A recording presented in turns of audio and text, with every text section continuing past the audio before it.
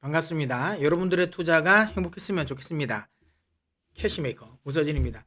자, 오늘 영상은 제가 이제 에코프로는 얼마 전 영상에서도 제가 저희가 수익 실현을 했다라고 이야기를 드렸고, 그때 뭐 제가 인정도 보여드렸죠.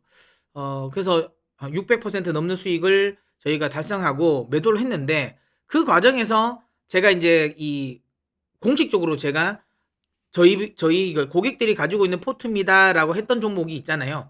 그 중에 하나가 나노 신소재지 않습니까? 근데 제가 나노 신소재를 안 팔았어요. 근데 그거와 관련해 가지고 좀 궁금해 하시는 분들이 있으신 것 같더라고요. 아니, 제가 이제 지지난주부터죠. 2주 전부터 제가 그러니까 이 시황 영상에서 2차 전지가 좀 조정을 줄 수 있을 것 같다. 특히 상대적으로 많이 올라온 애들, 그러니까 양극재 같은 애들이죠. 그러니까 이런 상대적으로 많이 올라온 애들 쪽에서는 좀 매도 물량이 나올 수 있고, 상대적으로 좀 덜 올라온 애들 쪽에서 이 흐름이 좀 나올 것 같다. 뭐 그러면 대표적으로 제가 이제 LNF 상대적으로 안 올랐으니까, 그리고 제가 이제 원통형 관련해 가지고 뭐 동국산업이라든지 요런 애들을 동원 시스템즈라든지 이런 이야기를 좀 이야기 드렸잖아요. 그리고 장비주들도 한동안 안 갔는데 이제 조금 올라오겠다라고 했는데, 최근에 어쨌든 그런 종목들이 흐름은 괜찮게 연출이 되었죠.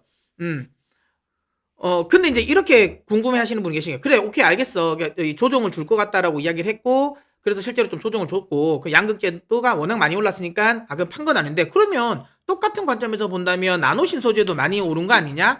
네가 말했던 관점에서 본다면 나노신 소재도 매도가 맞는데, 왜 나노신 소재는 그러면 매도를 안 했냐라고 하실 수도 있는데요. 요거는 조금 다릅니다. 뭐가 다르냐면, 그러니까 많이 오른 건 맞는데, 그렇다고 해서 비싸지는 않아요. 이게 무슨 말이냐?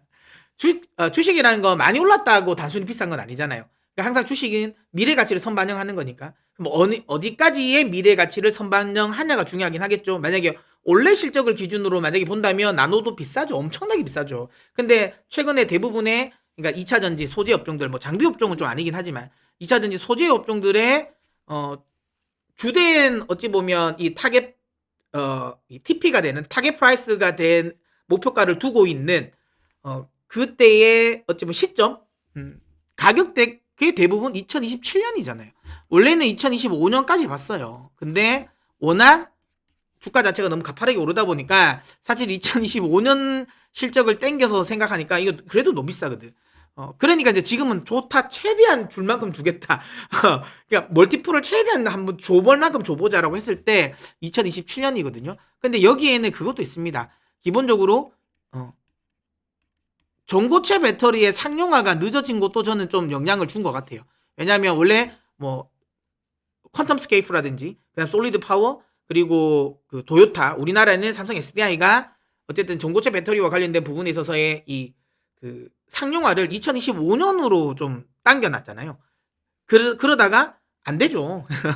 해보니까 안 되거든. 양산까지 지금 안 나오거든. 그러면서 대부분 다 2027년으로 밀어놨습니다. 그러면 이제 어찌 보면 이 리튬 이온 배터리의 가장 큰 리스크는 전고체 배터리의 상용화거든요. 그러니까 그 리스크 요인이 어쨌든 조금 뒤로 미뤄졌다라는 거. 그 다음에 어쨌든 시장에서 2025년을 계속 이야기를 했었던 포인트 중에 하나는 이때가 증설이 거의 다 마무리되는 시점이었거든요. 대부분의, 그러니까 셀 메이커들의 증설이 마무리되고, 그에 따라서 이제 그 다운스트림의 이런 애들의 증설까지도 2025년이면 거의 대부분 마무리인데, 이것도 뭐 시장 여건 때문에 인플레이션과 관련된 부분인 것 때문에 캐파 증설 속도가 조금 더뎌졌잖아요. 그러다 보니까 2025년보다는 그래서 그것도 좀 늦춰진 겁니다. 그래서 2027년을 일단은 기준점으로 잡는 거죠. 그렇다면 아까도 방금 이야기한 것처럼 만약에 그러면 2027년을 기준으로 지금 현재 주가가 비싸냐라고 하면 나노는 안 비싸다는 거예요. 근데 에코는 비싸냐? 그러면 비싸다. 그래서 저는 에코프로는 매도를 한 거고요. 그다음 나노는 안 비싸서 저는 그러면 많이 오르긴 했지만 더 오를 것 같다라는 생각에 홀딩을 한 겁니다. 하나씩 일단 보도록 하겠는데, 뭐 제가 에코프로를 굉장히 애정했다라고는 다들 아실 겁니다. 제가 에코프로와 관련돼서도 떨어지면 팔지 말라는 이야기도 굉장히 많이 들었고, 에코프로와 관련돼서는 뭐 저 역시도 아주 좋은 기업이라고 생각을 합니다. 지금 여기 좀 욕을 많이 먹고 있는 두 분이 계시잖아요. 대표적으로 이분이죠. 어쨌든 이게 좀 촉발되긴 했어. 물론 그 에코프로 BM은 먼저 나왔죠. 외국계 로컬 매니저 쪽에서 BM은 매도 의견이 나왔다가 국내 증권사가 매도 이야기를 하는 건 사실 쉽진 않은데 어쨌든 매도가 나왔어요. 이 이야기를 하면서 매도가 나왔고, 그 다음에 그 에코프로 BM은 또 이제 그 유진투자증권 쪽이죠. 예, 그쪽에서 또 매도 의견이 나왔는데 어쨌든 에코프로와 직접적인 매도 의견은 요게 나온 이 리포트가 나오면서 이분이 이제 김현수 연구원이잖아요. 굉장히 욕을 많이 먹고 있습니다. 욕을 많이 먹고 있는데 저는 뭐 생각합니다. 이분이 에코프로를 굉장히 좋아하셨던 분이에요. 저처럼 엄청 애정했던 분이고 되게 옛날부터 많이 적극적으로 언급을 했었던 분인데 뭐 이 정도로 갔다면 딱 명확하게 맞는 것 같아요. 그러니까 위대한 기업은 맞는데 그렇다고 해서 주가가 좋은 주식은 아니다라는 거잖아요. 그러니까 위대한 기업은 맞는데 좋은 주식은 아니다. 왜냐면 너무 비싸다라는 거죠. 그런 거. 저도 그 부분에 좀 공감을 하고 있습니다. 뭐 이분의 이야기는 대충 뭐 해보면 어쨌든 이분도 동일하게 보시죠. 대부분의 지금 현재 이 주가 시장에서 멀티플을 줄 때 이 2차 전지 관련 소재 업종들은 2027년의 실적을 가지고 이 멀티플을 주는데 그거 아무리 감안해도 이렇게 보시면 비싸다라는 거예요. 그러니까 2027년 정도 왔을 때 지금 에코프로 BM은 뭐 이만큼 나오고 그래서 이제 여기서 에코프로가 향유할 수 있는 가치는 이 정도다, 이 정도다 이렇게 나온 거 이거 다 해보니까 이 정도밖에 안 되는데 총이 한 11조 정도가 적정한데 그러니까 기본적으로 얘는 그렇게 된다면 한 45만 원 정도가 맞는 거야라는 건데 저는 근데 요 의견에는 저는 동의는 안 합니다. 그러니까 너무 보수적으로 봤어요. 이 포인트는 너무 보수적으로 본 것 같고 그러니까 양극재라든지 특히 이제 에코프로 머티리얼즈의 지분 가치를 제 개인적인 생각에 너무 낮게 본 것 같습니다. 예. 그래서 이거보단 전 더 나올 것 같아요. 더 나올 것 같고 뭐 SK 뭐 그러니까 SK래 그 뭐지 그 나머지 계열사들 에코프로 계열의 지금 이제 나머지 계열사들의 또 이 지분법 이익과 관련된 부분 역시도 제 개인적인 생각에는 전체적으로 아무래도 이제 매도 리포트를 써야 되니까 저는 개인적으로는 굉장히 좀 보수적으로 잡으셨다고 생각되는데 저는 여기에는 동의하지는 않지만 그렇다고 해서 그럼 지금 현재 주가가 적정하냐라고 하면 그 부분은 저는 아니라고 봅니다. 그러니까 지금 현재 에코프로의 시총이 17조 정도 되잖아요. 최근에 그나마 좀 조정을 줘서 17조 정도 됐는데 그러니까 이게 만약에 되려면 이거를 보시면 돼요. 이게 뭐 비싸고 안 비싸고 딴 것도 필요 없어요. 그냥 포스코 홀딩스 보세요.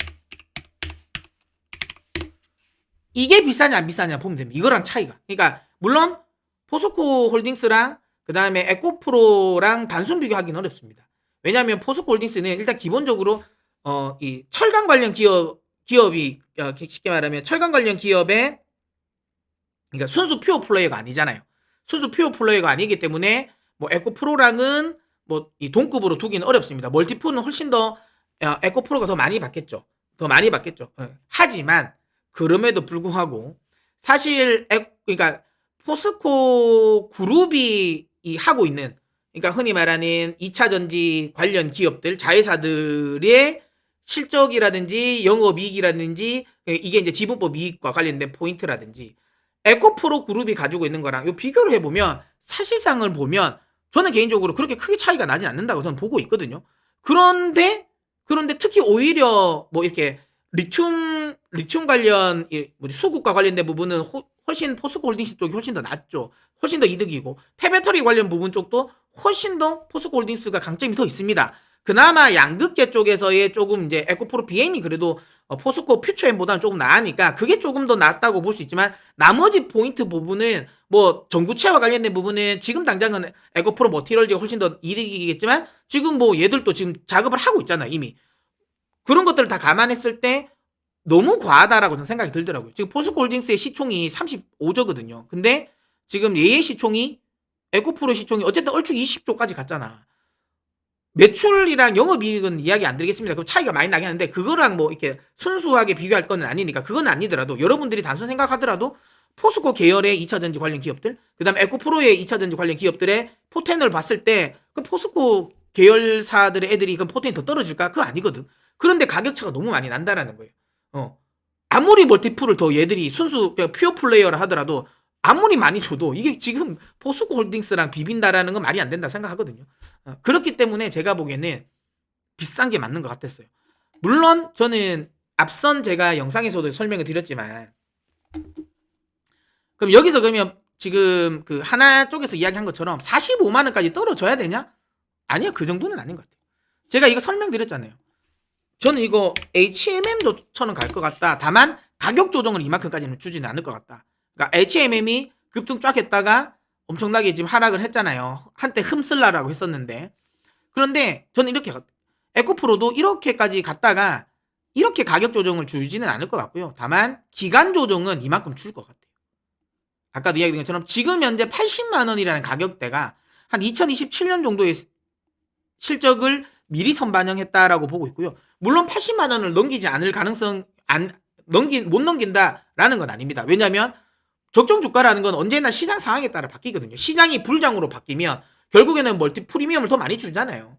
그러면 더 올라갈 수는 있겠지. 하지만 지금 현재의 시장 분위기를 감안했을 때 그럼 80만 원을 단기적으로 그러니까 시총으로 따졌을 때 한 20조 이상을 단기적으로 치고 더 올라가서 20조, 30조, 40조가 될 수 있을 것이냐라고 본다면 힘들지 않을까. 다시 한번 이야기지만 그렇게 되려면 시장이 좋아져야 되거든요. 만약에 그렇게 추가적인 멀티플을 받기 위해서는. 근데 시장은 전 좋아질 것 같아요. 좋아질 것 같은데 아까 방금 이야기했잖아요. 그럴 것 같으면 차라리 에코프로를 말고 다른 걸 사는 게 맞는 것 같아요. 제가 이제 지금은 이제 이것도 너무 많이 올라서 못 사긴 하는데 동국산업 같은 거 상대적으로 덜 올랐던 거 그러니까 이런 쪽을 사놓는 게 지금으로 따 퍼포먼스 측면에서 본다면 훨씬 더 저는 좋지 않을까라는 생각을 합니다. 예. 그래서 일단 기본적으로 에코프로는 그래서 저는 다 정리를 한 거예요. 지금 자리에서의 업사이드가 많지는 않을 것 같고 물론 여기서 추세 하락할 것 같지는 않은데 차라리 그럴 것 같으면 오히려 이걸 익절해서 다른 쪽으로 매매를 해가지고 퍼포먼스를 더 높이자라는 생각을 한 거고요. 나노는 그러면 어떻게 되냐라는 건데요. 나노는 안 비싸요. 그러니까 맞죠. 많이 올랐지만 아직은 안 비쌉니다. 이것도 아까도 얘기했지만 2027년을 기준으로 보는 거잖아요. 2027년을 기준으로 보는 거고 진짜 시장에서는 이거 되게 많이 좀 높게 보는 거 2025년 기준으로 봤을 때 5만 톤 정도를 생산한다는 거거든요. 그러니까 분산재를 CNT 분산재를 생산한다는 건데 저는 이거 너무 과하게 본 것 같아요. 5만 톤은 그냥 시장의 바램인 거고 제 생각에는 4만 톤 정도. 지금 그 회사는 좀 보수적으로 3만 톤 정도 이야기 하더라고요. 근데 요거보다는 많이 할 것 같아요. 증설 속도도 있고 지금 최근 들어서 실리콘 음극재의 사용량도 많아지고 그리고 양극재에도 지금 이 도전재 자체를 좀 바꾸고 있는 상황이니까 멀티월 CNT 도전재로 바꾸고 있는 상황이라서 요거보다는 많이 수요가 많아질 거라는 걸 알기 때문에 많이 할 것 같아요. 그래서 한 4만 톤 정도 나올 것 같고요. 4만 톤 정도 나오고 이게 평균적으로 그러니까 자동차 한 대당 뭐 한 20만 원에서 30만 원 요 정도 사이에서의 가격이 형성되더라고요. 물론 근데 이게 더 올라갈 수도 있습니다. 뭐냐면 싱글월 CNT 도전재가 더 많이 들어가면 마진이 훨씬 더 많이 남긴 하거든요. 그래서 요게 조금 더 높아질 수는 있는데 어쨌거나 평균으로 따졌을 때 한 25만 원. 예. 대당 25만 원 정도 했을 때 2027년을 감안했을 때 그러니까 실리콘 음극재의 사용량이 늘어나고 그다음에 양극재 쪽에 사용량이 늘어나서 CNT 분산 그러니까 늘어난다는 전제하에서 그리고 지금 시장에 예상하는 게 2030년까지 전기차의 보급률이 그러니까 침투율이라고 하죠. 한 54% 정도 될 것이다. 이거 지금 더 끌어올린다고 이야기는 하겠는데 어쨌든 이것도 보수적으로 봐서 54% 2027년까지 뭐 그렇게 감안했을 때 한 200만 대 이상은 CNT 도전재가 적용될 가능성이 높잖아요. 그런 거 감안했을 때 뭐 대충 너무 대충이긴 하는데 근데 왜냐하면 이걸 너무 딱 정확하게 잡기는 어렵거든. 어떻게 될 상황이 어떻게 변동성이 있을지 모르니까. 그러니까 지금 현재 기준으로 봤을 때 그렇게 때려보면 영업이익 기준으로 본다면 영업이익률도 바뀌겠죠. 왜냐하면 이게 또 싱글월 CNT 도전재가 많이 팔리면 이게 영업이익률이 더 높을 거고 멀티월이 더 많이 팔리면 영업이익이 좀 낮춰지지만 그래도 한 25% 정도는 유지할 가능성이 높거든요. 뭐 이렇게 감안했을 때 영업이익률 같은 경우는 한 1,400억 정도가 나오겠죠. 예. 영업이익률이 한 1,400억 정도 나오는데 평균적으로 지금 시장에서 이걸 이 2차 전지 소재 업종을 멀티플을 줄 때 20%는 엄청 싸게 주잖아요. 20%래. 20배는 엄청 싼 거잖아. 평균적으로 25배 정도는 주죠. 많이 주면 30배까지도 줍니다. 근데 30배까지는 기대는 안 해고요. 25배까지만 준다 하더라도 25배까지만 준다 하더라도 지금에서 자리에서 업사이드가 한 80% 이상은 나오잖아요. 상승률이. 그러니까 나노신 소재는 많이 오르긴 했지만 근데 2027년 시장에서 지금 다 목표가를 두고 있는 그 가격, 그 기간을 설정했을 때 2027년을 기준으로 봤을 때 그러면 그때에 나오는 영업이익이나 매출을 감안했을 때 비싸냐고 하면 안 비싼 거죠. 그러면 얼마나 더 업사이드가 있을까? 80% 정도의 업사이드는 그냥 제가 엄청 보수적으로 본 거거든요. 그러니까 러프하게 잡았는데도 한 80% 정도의 업사이드는 있다. 그러면 얘를 팔고 다른 쪽으로 갔을 때 80% 정도의 수익을 기대할 만한 걸 또 새로운 걸 다시 지금 시점에서 잡아서 이익을 볼 수 있을까? 쉽지 않다는 거예요. 물론 없는 건 아니에요. 있어요. 있는데 근데 그 고생을 다시 해야 되잖아. 이게 뭐 비유가 맞을지 모르겠는데 분명히 첫째를 낳았어요. 키우다가 첫째가 한 이제 유치원을 갑니다. 그러면 좀 편해지잖아요. 편해지서 근데 그렇게 해서 둘째를 다시 낳아요. 그러면 그때 했던 걸 다시 그 힘든 걸 다시 해야 되잖아요. 그게 싫어서 사실 애를 또 2세를 안 놓는 분도 계시잖아요. 전 대표적으로 제가 그렇긴 한데 아무튼 예. 그러잖아요. 근데 나노가 저는 제한테는 그래요. 저희한테는 이걸 저희가 매매한 시점은 1차를 저희가 요 38,000원대 구간에서 한번 하고 그리고 요 68,000원 구간 여기죠. 여기서 한 번 더 매집을 했었거든요. 요렇게 해서 평단가를 맞춰 놨단 말이에요. 이 정도 구간이죠. 그러니까 뭐 한 5만 원대 후반, 6만 원대 초반 정도 되거든요. 평균 단가. 이렇게 맞춰 놨는데 근데 보세요. 이때가 지금 돌이켜 보면 와, 이때가 정말 해자였다고 생각하지만 막상 저희는 힘들었어요. 오래 기다렸잖아. 샀는데 아싸 했는데 또 이렇게 눌려주기도 하고 수익도 깎아먹네. 다시 본전났네. 힘들었거든. 그러니까 어쨌든 이 기간을 어쨌든 다 거쳤단 말이야. 그리고 나서 올라왔기 때문에 다시 예를 들어 새로운 걸 80%를 수익을 내기 위해서 다시 들어가면 또 이 매집 과정을 또 거쳐야 돼. 사자마자 몰빵 때렸는데 바로 올라가는 거 쉽지 않아요. 이거 없어. 이런 건 없다고 보고 그러면 또 갈만한 종목을 보고 매집을 하고 떨어지면 내가 모아가겠다고 하면 그 매집이라는 구간이 사실은 되게 힘듭니다. 굉장히 힘든 구간이잖아. 해보신 분은 아실 거예요. 그러니까 그걸 다시 겪기가 싫어. 그래서 저는 나노를 안 판 겁니다. 아, 여기서 80%의 업사이드는 추가적으로 있겠구나 라고 해서 굳이 딴 걸 가가지고 80% 수익을 얻는 것보다는 지금 이걸 하는 것도 가지고 가는 것도 더 나을 수도 있겠다는 생각에서 나노신소재를 매도하지 않는 거예요. 그 이유라고 보시면 됩니다. 에코프로를 매도했는데 나노신소재를 매도하지 이유는 똑같이 많이 올랐지만 아직까지 업사이드를 봤을 때 나노신소재는 2027년 기준으로 본다면 아직까지는 저평가다라고 생각됩니다. 그래서 혹시라도 나노신소재를 가지고 계신 분이라면 조금 더 끌고 가셔도 저는 된다라고 이야기 드리도록 하겠습니다. 네. 자, 그러면 전 또 다음 영상에서 또 찾아뵙도록 하겠습니다. 뭐 이런 제가 최근 들어 2차전지 관련 종목들을 많이 이야기 드리는 것 같아서 2차전지를 가지고 계신 분들이라면 또 많이 구독을 해서 좋은 종목 계속 앞으로도 쭉 받아가셨으면 좋겠고요.